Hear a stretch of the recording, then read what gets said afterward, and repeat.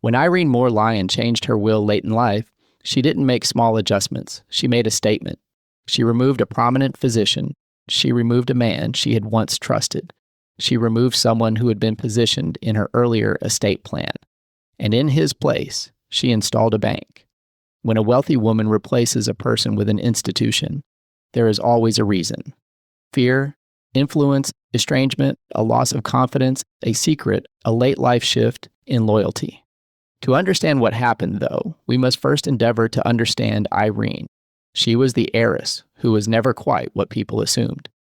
To understand Irene's final decisions, you must strip away the headlines and the fortune and look at the woman herself, although she's admittedly hard to find, much more difficult to pin down than the more available Betsy. Irene, born in 1882 in Westmoreland, Pennsylvania, grew up in two parallel worlds. First, Greensburg, Pennsylvania, the hometown, the base, the site of coal money. Second, Washington, D.C., the winter home, the center of status, charity, and refinement. She was accustomed to servants, travel, invitations, charitable societies, and rooms where reputations mattered as much or more than anything else. But growing up in privilege also meant growing up with additional scrutiny and notoriety. An heiress's life was not fully her own. Everything about her future, finances, expectations, even relationships, was managed, observed, and possibly, if not probably, manipulated by those around her. And in that world, one figure is especially important, the husband, of which she had three. Her first marriage was to Hubert Wigmore in December of 1908. She was 26, he was 34. He was likely her first love, someone who could begin filling the void left by her father's death some 16 years earlier. Born in San Francisco in 1874, Wigmore was a military man, polished as a shiny brass belt buckle and holder of a degree from West Point. He was the kind of man stories start with, a uniformed young officer with more future than past. He spent his 20s chasing coal along coastlines in the Philippines, effectively mapping coal deposits for the U.S. Army. You would find his name, ubiquitously signed, beneath government seals, a man trusted by the coal industry and the USA at the highest levels, and he would meet and marry the heiress, the daughter of coal herself. Two lives shaped by buried seams of black rock, his by surveying it, hers by inheriting it. Their marriage felt like alignment, not coincidence, like something fated. They never found the lifelong love their early story promised, though. 5 years into their marriage, he passed while on assignment in Japan. That's where Hubert served as a military attaché. He died suddenly at Lake Chuzenji, a summer retreat. A peaceful place, too peaceful for the grief that followed. He was 38. The newspaper headlines advised it was sudden, acute appendicitis. Irene was only 31. Some might say she was widowed before she ever really got to be a wife. And there is no indication of children from the relationship. Moreover, surprisingly, there were no credible pictures of Irene Moore that I could find either. Irene Moore, the source of the fortune and the fight, left almost no images behind. Countless hours of searching. I even thought I had found her on Ancestry, but it was a false alarm. Only a relative, not Irene. The tag fit. The name beneath the actual photo did not. Even that likeness was faded and drawn, a specter in a story where others would later be everywhere. In our world today, where breakfast gets photographed and shared, it feels impossible. Yet a woman who crossed oceans, who married an army officer, who would one day sit at the center of a contested, empire-like family estate, left us very few, if any, images at all. I searched anyway. Archives, articles, dead links, dusty records, scrolling, zooming, hoping. And just when it seemed she had slipped through history without a face, I found something else, with promise. A passport application. December 21st, 1906, Washington, D.C. No photographs, though, descriptive words, and suddenly I became transported through time. And Irene stepped forward off the page in descriptive words. Passports of the time did not include photos of the traveler, just words. 23 years old, 5'8", a high forehead, blue eyes, a broad mouth, a square chin, sure and defined, brown hair, fair complexion, a long face with a description of the nose spelled out, as though the clerk was attempting to write Roman nose. However, the script was so old-fashioned it looked like gobbledygook and read Rebnus. Even the document itself struggled to pin her down. That was how a woman traveled then. Not with a phone, not even with a photograph, but with a sworn description and a signature in ink. Photographs show what someone looked like. Words indicate how they were perceived. And for this occasion, we will leave the perception of her reality as the most intimate descriptor available to us. We don't know her smile, but we know her eyes. We know her stature, her presence, the way she might have appeared in a room. She left no pictures I could find, but she left enough detail that if you close your eyes, you will see her, and the multitude of decisions she faced, the challenges of life, including 3 marriages.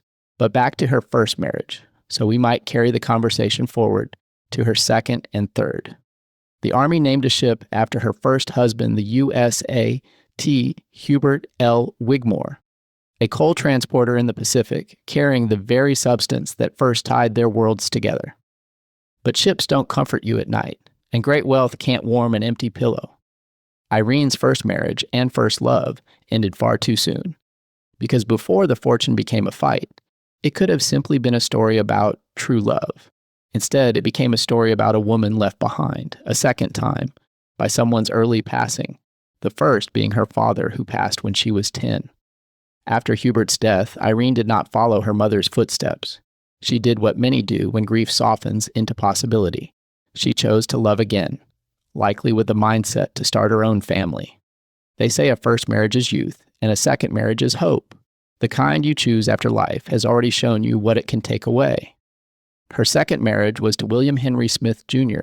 in October of 1915. She was now 33. He was 58. In connecting the dots of the timeline, one quickly surmises the May-December nature of their relationship. Hope beside experience. Spring beside winter. William Henry Smith was a man of means, but one who married up when he married Irene. He was quiet, low profile, comfortable in society, but discreetly showy. If Hubert was ambition and service abroad, William was stability closer to home.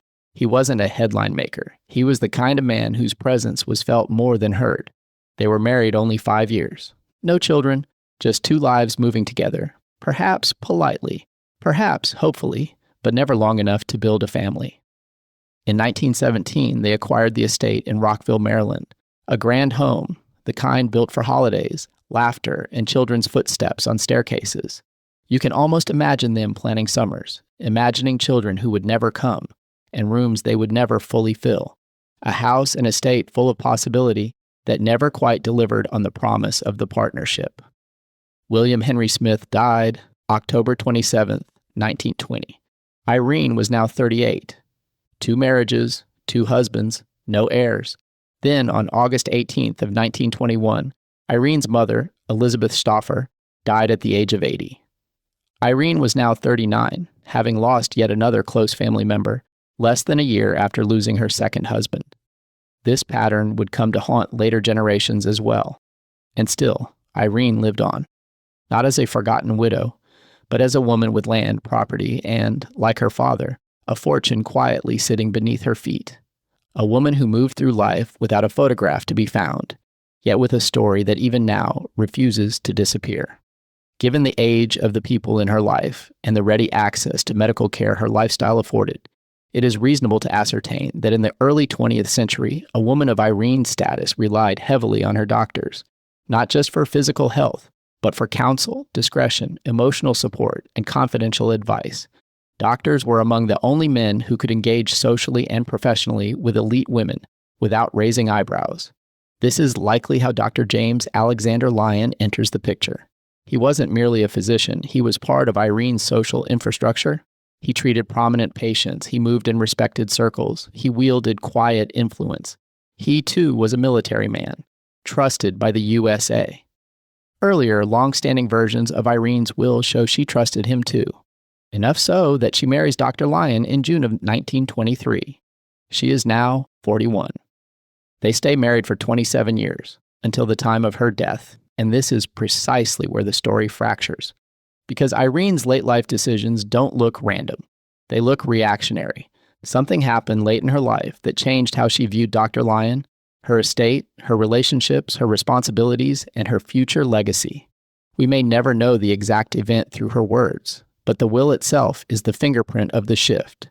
a shift large enough to remove a man of Lyon's standing and replace him with a trust, managed by the Washington Loan and Trust Company. But there is likely a second force shaping her decisions, one rarely captured in formal records: isolation. She lived a life defined by money, but not necessarily by companionship. After her father's death at 10, her first husband's death at 33, her second husband's death at 38, and her mother's death at 39, she had seen enough of final silence to understand that money keeps you warm only until the night grows quiet. She spent the next years managing her wealth through bankers, trustees, attorneys, and the careful, distant friendships wealthy, unmarried women cultivated at the time. Her will became her voice, her choices, her decisions, her determinations.